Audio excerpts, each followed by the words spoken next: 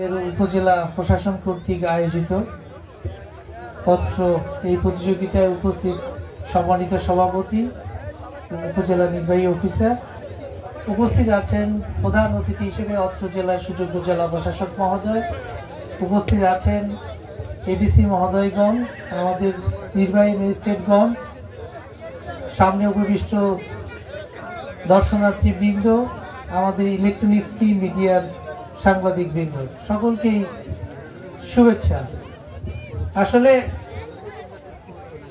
এই ঘোড়া দৌড় দেখে, বিশেষ করে ঘোড়া দেখে আমার মনে পড়ছে আমরা যখন ট্রেনিং করতাম সারদায়, তখন এই ঘোড়া নিয়ে আমাদের ট্রেনিং করতে হতো। তো এখন আমাদের এডিসি জেনারেল মহোদয় বললেন যে ঘোড়া অত্যন্ত একটা ব্যতিক্রম ধর্মী প্রাণী। আমি মনে করব যে এটা একটা ঐতিহ্যবাহী প্রাণী। আসলে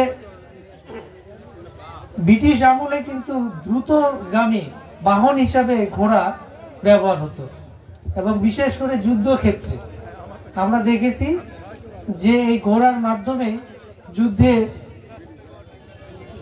প্রতিযোগিতায় অংশগ্রহণ হতো সৈন্যরা, এবং ঘোড়ার এই জয়ী হওয়ার পিছনে যুদ্ধক্ষেত্রে বিশেষ অবদান থাকত। এটা এই ঐতিহ্যকে এখনো ব্রিটিশরা ধরে রেখেছে। তাদের রাজকীয় প্রোগ্রামগুলোতে ঘোড়া নিয়ে তাদের পরিদর্শন থাকে, এবং সারদায় আমাদের যখন ঘোড়া ট্রেনিং দেয় তখন আমরা বলেছিলাম যে আমাদের ঘোড়ায় ট্রেনিং দেওয়ার দরকার কি, কারণ এখন তো ঘোড়া নিয়ে কোথাও যেতে হয় না। তো আসলে ঘোড়ার যারা চালক তারা বলতে পারবেন যে আমরা যেমন দেখি যে ঘোড়ার পিঠে দৌড়ে চলা কত আনন্দের বিষয়, বাস্তবে কিন্তু এটা নয়।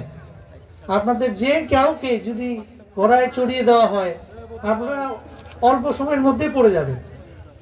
কাজেই এইটার একটা কৌশলের বিষয় আছে, ট্রেনিং এর বিষয় আছে, পাশাপাশি এটার একটা তাৎপর্যও আছে।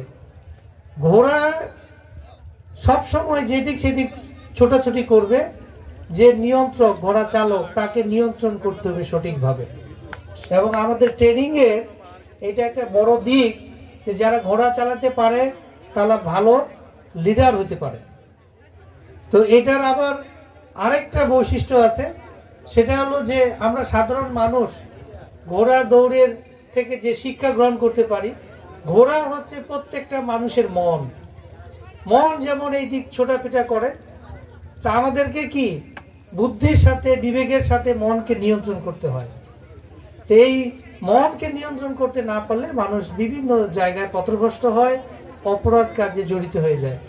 তো এই জন্য ঘোড়া দৌড়ের মাধ্যমে এই ঘোড়া চালকরা যেভাবে ঘোড়াকে নিয়ন্ত্রণ করে, আমাদের সকলকেই আমাদের বিবেক বুদ্ধি দিয়ে আমাদের মনকে নিয়ন্ত্রণ করতে হবে।